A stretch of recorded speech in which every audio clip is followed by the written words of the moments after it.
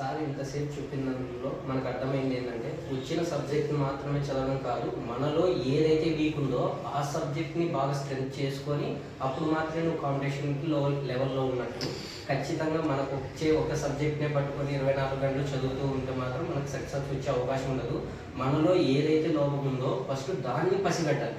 మనం ఏంటి అనేది క్లియర్ ఏముందని సార్ ఎంత బాగా ఎంత చక్కగా చెప్తున్నారో ఒకసారి మీరు అందరికి అర్థమైందో లేదో నాకైతే తెలియట్లేదు, కానీ ఖచ్చితంగా సార్ చెప్పిన దాంట్లో రెండు పాయింట్లు ఉంది. ఒకటి క్లియర్ ఏం, తర్వాత ఏ బుక్స్ ఎక్కడ చదవాలి అని క్లియర్గా ఒకసారి కనుక్కొని గైడెన్స్ని ఎంత పెద్దవాళ్ళైనా యూట్యూబ్ ఉంటాయి, ఎక్కడో ఎన్నో సెర్చ్ చేసుకున్నప్పుడు సార్ కూడా అదేవిధంగా చెప్పారు.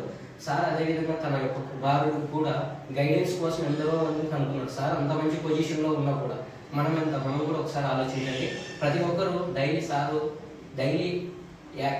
డైలీ యాక్టివిటీస్తో పాటు అదేవిధంగా డైలీ యాక్టివిటీస్ చేసుకునే విధంగా మళ్ళీ సార్ యొక్క ఎడ్యుకేషన్ డైలీ యాక్టివిటీస్ని కలుపుకొని అదేవిధంగా అన్ని ఫిజికల్ కానీ అదేవిధంగా మరి చదవడం కానీ ప్రతిదీ ఇన్స్టిట్యూట్లో ఏ ఇన్స్టిట్యూట్ బెస్ట్ ఇన్స్టిట్యూట్గా సెలెక్ట్ చేసుకోవడం చదివితేనే ఖచ్చితంగా మనం విజయానికి తొలిమెట్టు వేసినట్ల ఉంటుందని సార్ చెప్పారు. మీరు కూడా అందరికీ ఆల్ ది బెస్ట్.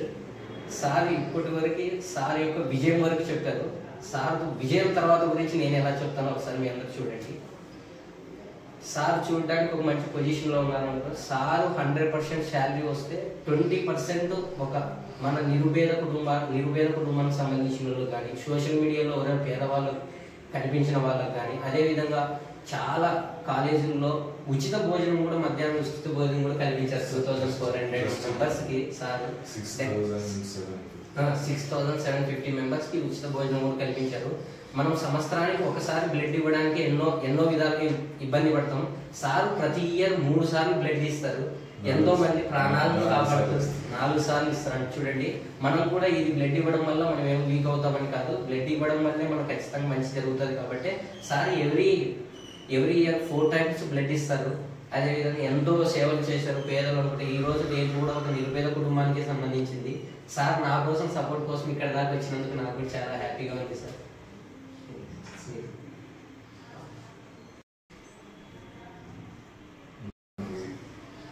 ఇది చెయ్యాలనే ఆలోచన ఎలా వచ్చింది? ఎందుకు దీని మీదే కాన్సన్ట్రేట్ చేస్తున్నారు? నేను కూడా ఒక నిరుపేద కుటుంబానికి సంబంధించిన వ్యక్తినే సార్. ఒక సాధారణ కుటుంబానికి సంబంధించిన వ్యక్తే. ముఖ్యంగా నన్ను చదివించిన తల్లిదండ్రులకు నా హృదయపూర్వక నమస్కారాలు. వాళ్ళు చదివించకపోతే ఈరోజు నేను ఇక్కడ ఈ పొజిషన్లో ఇలా కూర్చునేవాడిని కూడా చేస్తాను. ఈరోజు మీరు కూడా ఇంత ఇన్వైట్ చేసేవాళ్ళు కాదు. నేను చిన్నప్పటి నుంచి 7th క్లాస్ వరకు నా తల్లిదండ్రుల సమక్షంలోనే పెరిగాను. తల్లిదండ్రుల ప్రేమను చాలా చక్కగా ఆస్వాదించగలిగాను. అదేవిధంగా నెక్స్ట్ 8th నుంచి నేను హాస్టల్లో జాయిన్ అవ్వడం జరిగింది సార్. హాస్టల్లో 8th నుంచి స్టిల్ రైట్లో ఇప్పుడు వరకు కూడా నేను హాస్టల్లోనే ఉన్నాను. 8th క్లాస్లో నేను హాస్టల్లో జాయిన్ అయినప్పుడు నేను మా అమ్మ వాళ్ళు కాల్ చేస్తే ఏడుస్తుండేవాడిని సార్. చిన్నప్పుడు తెలియక అమ్మ ప్రేమను నాన్న ప్రేమను దూరం నుంచి వచ్చేసినప్పుడు అక్కడ ఉన్న చాలా విద్యార్థులు నా మీద జాలి చూపించేవారు సార్. అంటే చూపించి బిస్కెట్లు కానీ చాక్లెట్లు కానీ అలా ఇలా కొనించి కొంచెం ఓదార్చేవాళ్ళు. నేను నా తల్లిదండ్రులు మర్చిపోయేవాడిని, మనకు భయం వేసేది సార్. అంటే ఆ ప్రేమ తగ్గిపోతుందేమో, ఎక్కడ నాకు తగ్గిపోతుంది నేను భయపడుతూ ఉండేది సార్ ప్రతి క్షణము. అప్పుడు ఆ జాలి నేను ఎక్కడైతే జాలి ఎవరైతే నా మీద చూపిస్తారో ఆ జాలిని అవాయిడ్ చేయాలని ఫస్ట్ డిసైడ్ అయ్యాను సార్. జాలి ఉన్న చోట ప్రేమ అనేది మన తల్లిదండ్రులు ప్రేమను కోల్పోతాం. అదేవిధంగా ఒక కొద్దిసేపు సంతోషం కోసం ఒక జీవితాన్ని కోల్పోతామని నాకు బాగా అర్థమైంది సార్. అప్పుడే నేను ఒక జాలి అనే పదాన్ని దూరంగా ఉంచి అప్పుడు నాకు కూడా స్పోర్ట్స్ ఇలాగే సార్. క్రికెట్ అంటే నాకు చాలా ఇష్టం. అప్పుడు నేను స్కూల్కి 8th నుంచి 10th వరకు పర్ ఇయర్ 12 మంత్స్ ఉంటే 8 మంత్స్ స్కూల్లో ఉంటే 4 మంత్స్ డాడీ వాళ్ళతో పెరిగేవాడిని సార్ నాన్న అమ్మ సమక్షంలో. నాకు అనిపించేది ఇంకా ఎందుకు 8 నెలలు తల్లిదండ్రులు నేను కోల్పోయానని చాలా అనుక్షణం బాధపడుతూ ఉండేవాడిని సార్. ప్రతిరోజు వాళ్ళని చూస్తూ పెరిగేవాడిని. తాత జేజీ అందరూ చాలా మంది, అంత కుటుంబం మరి పెద్ద సార్, అందరిలో పెరిగేవాడిని, బాగా ఆడుతూ అంతా ఉండేవాడిని. నాకు ఎందుకు ఇంత ఇబ్బంది కలిగిందని చాలా రోజులు బాధపడ్డాను. బాధపడిన తర్వాత నేను అలానే స్కూల్లో నేను క్లాస్లో 24 మెంబర్స్ ఉంటే లాస్ట్ 1 to 3లో నేను ఉండేవాడిని సార్. ఫస్ట్ కాదు, లాస్ట్లో నేను ఉండేవాడిని సార్. ఖచ్చితంగా నేను ఎందుకంటే అప్పుడు నేను స్పోర్ట్స్ మీద ఎక్కువ కేటాయించేవాడిని సార్. నేను జోనల్స్ ఆడాను క్రికెట్లో అప్పుడు చిన్న వయసులోనే కూడా. అదేవిధంగా ఇంటర్మీడియట్లో జాయిన్ అయిన తర్వాత మా డాడీ నాకు 420 మార్కులు 10th వచ్చిన తర్వాత చాలా తక్కువ మార్కులు వచ్చాయని ప్రెజర్ చేసి తిట్టడం వల్ల స్ట్రగుల్ స్టార్ట్ చేయడం వల్ల నేను ఇంగ్లీష్ మీడియం 8th నుంచి జాయిన్ చేశాను సార్. అంతవరకు తెలుగు మీడియం అయినా ఇంకా ఇంగ్లీష్ మీడియం కాబట్టి మనకి ఇంగ్లీష్ అప్పుడు పెద్ద పెద్ద పదాలు కూడా చదవడం రాదు సార్. అది చదవకపోతే ఇంటర్మీడియట్లో నేను ఎంపీసీ గ్రూప్ని సెలెక్ట్ చేసుకుని మ్యాథ్స్ మీద బాగా గ్రిప్ తెచ్చుకున్నా. అప్పుడు కూడా డిస్ట్రిక్ట్ టాపర్ వచ్చాను సార్. మ్యాథ్స్లో 75 తెచ్చుకొని డిస్ట్రిక్ట్ టాపర్ వచ్చాను కర్నూలులోనే. అలా రావడం జరిగిన తర్వాత ఇంటర్మీడియట్కి వచ్చిన తర్వాత 1 ఇయర్కి 12 monthsలో 9 months కాలేజీలో ఉంటే 3 months వచ్చే కొద్దీ పేరెంట్స్తో ఉన్నా. అంటే ఇక్కడికి అక్కడికి ఒక నెల తగ్గిపోతుంది సార్. తర్వాత డిగ్రీ జాయిన్ అయితే అక్కడ కూడా నేను యూనివర్సిటీ టాపర్ సార్. ఇదే మ్యాథమెటిక్స్ నమ్ముకున్నా. అదేవిధంగా నాకు మంచి డెసిషన్ అక్కడ మ్యాథమెటిక్స్ని చేస్తూ గవర్నమెంట్ ఫీల్డ్ కోసం ప్రిపేర్ అవుతుంటే బాలకృష్ణ అని నాకు పరిచయం అవడం వల్ల అతను నాకు సజెషన్ ఇచ్చాడు. నువ్వు ఎక్కడైనా విజయం సాధించాలంటే ఖచ్చితంగా అర్థమెటిక్, రీజనింగ్, ప్యూర్ మ్యాథ్స్ మీద గ్రిప్ సాధించగలిగితే నీకు విజయానికి ఎక్కువగా అవకాశాలు ఉంటాయి. దాంతోపాటు ఇతర సబ్జెక్టులు మర్చిపోదు, ఎక్కువ దీని మీద ఫోకస్ చేయని చెప్పేసి తర్వాత నేను దాని మీద ఎక్కువ ఫోకస్ చేయడం వల్ల మంచిగా అక్కడే నేర్చుకున్నా. 3 years కష్టపడుతూ ఉన్నాను సార్. అక్కడే డిస్క్రిప్టివ్ పార్ట్ లాగా అట్లా ఒక క్వశ్చన్ని 10 mark క్వశ్చన్ లాగా చేసేవాడిని sir. Not for competitive level లాగా. అంటే అప్పుడు ఓన్ ప్రిపరేషన్ కదా సార్. కొద్దిగా సబ్జెక్ట్ మీద బాగా గ్రిప్ తెచ్చుకోగలిగాను ఆ 3 years చేయడం వల్ల. అప్పుడే నాకంటూ నేను డిగ్రీలో ఉన్నప్పుడు per yearకి 12 months ఉంటే 10 months మాత్రమే కాలేజీలో ఉండే. 10 months కాలేజీలో ఉంటే 2 months పేరెంట్స్తో గడిపేవాడిని. అట్లా రోజు ఇయర్ నాకు క్లాస్ పెరిగే కొద్దీ నా తల్లిదండ్రులతో ప్రేమ అనేది తగ్గిపోతూ ఉండే కొద్దీ నాకు చాలా బాధ అనిపించేది సార్. దానివల్ల నేను డిగ్రీ ఫస్ట్ ఇయర్లోనే డిసైడ్ అయ్యాను, నిరుపేద కుటుంబానికి సంబంధించిన ప్రతి ఒక్కరికి నేను చదువుకున్నది వాళ్ళకి ఉపయోగపడేలాగా ఫ్రీగా అందించాలి. నేను ఒక డబ్బైన పెట్టడానికైనా సిద్ధం. నాతో పాటు మీరు ఎంతోమంది సలహాలు నాకు ఎంతోమంది కొంచెం అరేంజ్ చేశారు. నాకు అన్ని విధాలుగా మంచి పొజిషన్లో ఉండాలని నేను అనుకున్నాను. అందరూ నాకు హెల్ప్ చేయగలుగుతున్నారు సార్.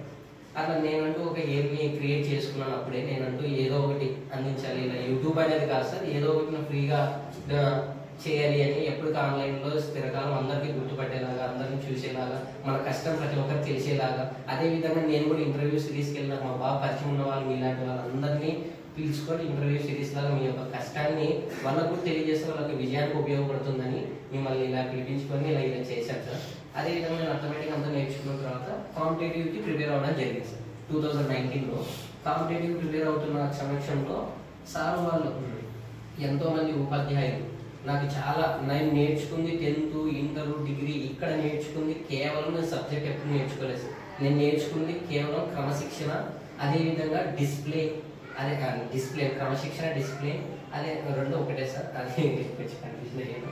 అది నెక్స్ట్ కమ్యూనికేషన్ స్కిల్స్, ఏ విధంగా మాట్లాడాలి, ఏ విధంగా టీచ్ చేయాలి, ఏ విధంగా మన అందరికి రిసీవ్మెంట్.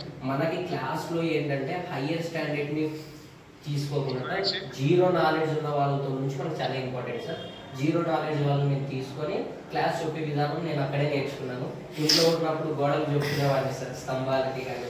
అద్దం ముందు చూసుకొని నేను టీచ్ ఇలా చేయాలి, ఈ విధంగా చేయాలి, ఇలా పని చేయాలి అని ఇలా అంటే అప్పుడు ఓన్గా ప్రిపేర్ అయ్యాను. నేను డైరెక్ట్గా ఏది ప్రిపేర్ అవ్వడం అంటే డైరెక్ట్ యూట్యూబ్లోనే నేను క్లాస్ చెప్పడం. అంతవరకు నేను ఎక్కడేమీ వెళ్ళలేదు సార్. అదేవిధంగా నేను ఇలా టీచ్ చేయడం జరుగుతున్నప్పుడు నేను కాంపిటేటివ్ ఫీల్డ్కి వచ్చిన తర్వాత 1 yearలో 10 days మాత్రమే ఇంటి దగ్గర ఉంటున్నాను సార్. అంటే ఇంత పెయిన్ ఉంది, నా తల్లిదండ్రులతోనే కేటాయించకపోతే ఈ జన్మ ఎందుకు నాకు అని చాలా రోజులు నేను ఒంటరి కూర్చొని నేర్చింది. నా ఏడుపు ఎవరు చూసింటారు సార్. నేను ఒకటే 4 గోడల మధ్యలో నేర్చింది, ఆ గోడకి తెలుస్తుంది. అట్లా ఎంతో విధాలు స్ట్రగుల్ పడ్డాను. నాకంటూ అప్పుడు ఈ కాంపిటేటివ్ ఫీల్డ్కి వచ్చిన తర్వాత ఉద్యోగం కోసం ఎందరో విద్యార్థులు చాలా కష్టపడుతున్నారు. నా నుంచి వాళ్ళకు ఉపయోగపడేంత నేనెంత కష్టపడ్డానో దానికి 3 కష్టపడి వాళ్ళకి నేను సబ్జెక్ట్ని అందిస్తాను సార్. ఖచ్చితంగా ఇక్కడికి నేను వాళ్ళకి అందించడమే నా యొక్క లక్ష్యంగా నేను పెట్టుకున్నాను. తర్వాత ఏంటంటే ఇంకా 10 days ఉన్నాం కదా, ఇదని నేను చాలా స్ట్రగుల్ అయ్యేవాడిని ప్రతి క్షణం. అప్పుడు నేను ఒక యూట్యూబ్ పెట్టాలని నేను మంచిగా ఉన్నప్పుడు, అంటే నాకు మంచిగా ఉన్నప్పుడు ఒక చరణ్ అని ఒక అన్న అక్షర స్టడీలో ఉన్నాడు. ఆ అన్న నాకు కొంచెం మనీ విధంగా సపోర్ట్ చేశాడు సార్. మరి తన మనీ కూడా నేను ఎప్పటికైనా రిటర్న్ ఇస్తాను. ప్రతి ఒక్కరికి నేను నాకు హెల్ప్ చేసిన ప్రతి ఒక్కరికి ఆయన చేశారు. అదేవిధంగా నాకు యూట్యూబ్లో కానీ, అదేవిధంగా నాకు కొంచెం ల్యాప్టాప్ కూడా ఎలా ఆపరేట్ చేయాలనేది కూడా నాకు తెలియదు సార్. అప్పుడు నాకు సాయి అని ఒక పిల్లోడు నాకు మంచిగా అన్నీ చూపించడం జరిగింది. అతను కూడా క్యాట్ ఎగ్జామినేషన్ ప్రిపేర్ అవుతారు సార్. తనకు కూడా ఎంతో విలువైన సమయాన్ని నాకు కేటాయించి తను నాకు కొంచెం హెల్ప్ చేశారు సార్. అదేవిధంగా నేను కొంచెం కష్టాల్లో, అంటే నాకు చేయి జారిపోయే క్షణాలు వచ్చేసినాయని నాకు అందుకే నెల రోజుల ముందు నుంచే తెలుసు సార్. నాకంటూ ఒక అక్క నూర్జాన్ అక్క అని, ఉమా అక్క కానీ, ప్రతూష కానీ, ఇలాంటి చాలామంది ఫ్రెండ్స్ నాకు చాలా సలహాలు ఇచ్చారు.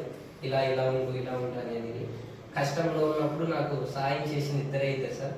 APSP sub inspector Chandrashekar Naik అన్న, అదేవిధంగా నవీన్ కుమార్ అది అన్న, వాళ్ళిద్దరూ నాకు సాయం చేయడం వల్ల ఎంతో కష్టపడి ఈ యొక్క అరేంజ్మెంట్ని ఆఫీస్ పెట్టడానికి, మిమ్మల్ని ఓపెనింగ్ చేయించాలని నేను విజన్ ఇది ఎప్పుడో నేను డిగ్రీలోనే ఒక ప్లాన్ వేసుకున్నా సార్.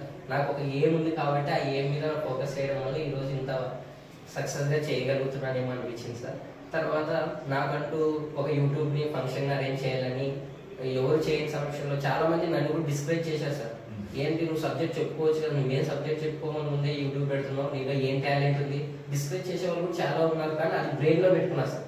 దాన్ని బ్రెయిన్లో పెట్టుకొని మనం ఇంకా ఎలా స్ట్రెంత్ ఇవ్వాలి, ఏ విధంగా కష్టపడాలి, దానికోసం వాళ్ళ మాట చెడిపోయాలి, వాళ్ళ మనసులో మాట చెడిపోవాలి. నాకేం వాళ్ళు ఏం కష్టపడుతున్న వాళ్ళకి నాకేం ఒక్క రూపాయి వాళ్ళు ఏమి ఇవ్వలేదు సార్. కానీ వాళ్ళ మనసులో మాట ఎంత ఈజీగా మాట్లాడుతున్నారు అనేది వాళ్ళకి తెలియట్లేదు సార్. చాలా మంది అలా అన్నారు. కానీ నేనేంటంటే అప్పుడు నాకు యూట్యూబ్ పెట్టడానికి స్కూల్ అసిస్టెంట్ ఎన్సి శ్రీనివాసులు అన్న, అదేవిధంగా గ్రూప్ డి టి రామంజనేయులు గారు, అదేవిధంగా నవీన్ కుమార్, అదేవిధంగా సాయినాథ్, అదేవిధంగా Charan, dialysis technician omni Harikrishna, అదేవిధంగా రవి, అదేవిధంగా విజయ్, అదేవిధంగా చాలా మంది ప్రవీణ్, హరికృష్ణ, నూర్జహాన్, అదేవిధంగా శుభ్మాన్ విలన్ గారు సార్, మా తను క్రికెట్ బాగా ఆడతారని అతను, అదేవిధంగా రాజేష్ నాయక్, అదేవిధంగా చాలా మంది నాకు ఎంతో హెల్ప్ చేయడం వల్ల ఈ రోజు అందరూ మంచి పొజిషన్లో ఉన్నారు. సురేంద్ర బాబు, కోమలి ఎంతో మంచి పొజిషన్లో కూడా హైదరాబాద్ నుంచి నా కోసం ప్రత్యేకంగా వచ్చి యూట్యూబ్ ఫంక్షన్ కోసం అటెండ్ అయ్యారు సార్. దివాకర్ ఎంతో మంది నాకు ఖచ్చితంగా సాయం చేయగలిగారు. గురు, వెంకట్, అదేవిధంగా చందు, ఇలాంటి ఎంతో మంది సలహాలు చేయడం వల్ల నేను కూడా ఈ రోజు ఇలాంటి అన్ని ముందుకు అడుగులు వేయడానికి జరిగింది. మా తల్లిదండ్రులు ఏమన్నారంటే నువ్వు కూడా, వాళ్ళకు కూడా ఒకే లక్ష్యం సార్, దృఢ లక్ష్యం అన్నమాట. నువ్వు కూడా ఒక ప్రభుత్వ ఉద్యోగం సాధించాలనే వాళ్ళ లక్ష్యం వాళ్ళకు కూడా ఏ తల్లిదండ్రులకైనా ఉండొచ్చు సార్ ఖచ్చితంగా. కానీ నాకేంటంటే ప్రభుత్వ ఉద్యోగం సాధించడం వల్ల మీకు కూడా తెలిసే ఉంటుంది సార్ తల్లిదండ్రులకి ఎంత దూరం. ఎందుకంటే నాకు ఏమంటే చిన్నప్పటి నుంచి నా తల్లిదండ్రుల సమక్షంలో పెరగలేదు. ఒక ఆన్లైన్ చెప్పుకుంటే నైట్లో అమ్మ వాళ్ళ దగ్గర ఉంటాను, ఇంట్లో చెప్పుకుంటాను అమ్మ వాళ్ళ దగ్గర తిరుగుతానని ఒక నాకు ఆలోచన వల్ల ఈ యొక్క స్టెప్ వేసాను సార్. అది కరెక్ట్ రాంగ్ అనేది నాకు కూడా తెలియదు సార్. ఇంకా ఎక్కడైనా ఇన్స్టిట్యూట్లో నాకు ఆపర్చునిటీస్ వస్తే టీచ్ చేయడానికి వెళ్తాను సార్ డెఫినెట్గా. అదేవిధంగా చాలా మంది అన్న వాళ్ళు కూడా నాకు చెప్పారు, టీచ్ చేయడానికి వెళ్ళు, నీకు అక్కడ నుంచి మనీ వస్తాయి, ఆ మనీ ఇక్కడ కాల్సి ఇన్వెస్ట్ చేసుకో, పర్ డే నీకు 6-10,000 వచ్చే అవకాశం కూడా ఉంది, నీలో మంచి టాలెంట్ ఉంది. తర్వాత అందరూ నన్ను ఎవరైతే నువ్వు ఇలా ఫంక్షన్ జరుగుతున్నావు అన్న వాళ్ళే నీ యొక్క వీడియోస్ చాలా బాగున్నాయి, నువ్వు చాలా చేస్తున్నావు, నీలో ఇంత సబ్జెక్ట్ ఉందనుకోలేదు అని నాకు కూడా పాజిటివ్ కామెంట్స్ రావడం జరిగింది. అప్పుడు నా మనసులో ఉన్న నెగిటివ్ థాట్ని నేను రిమూవ్ చేయడం జరిగింది సార్ ఆ క్షణంలో. అట్లా అంతా నాకు హెల్ప్ చేయడం జరిగింది. ఈ రోజు ఈ యొక్క ఫంక్షన్కి మీరు వచ్చినందుకు నాకు చాలా హ్యాపీగా ఉంది సార్. అదేవిధంగా మీరు యూట్యూబ్ ఛానల్ని రిలీజ్ చేసిన రోజు కూడా మీరు రాలేదు సార్, సెప్టెంబర్ 26న. ఆ రోజు రాకపోయినా ఈ రోజు నేను ఖచ్చితంగా ఎలాంటి ఒక మంచి రోజు అరేంజ్ చేయాలని నేను నిర్ణయించుకున్నాను. నాకు ఆ ఉద్దేశంతో నేను ఇలా క్రియేట్ చేసుకోవడం జరిగింది.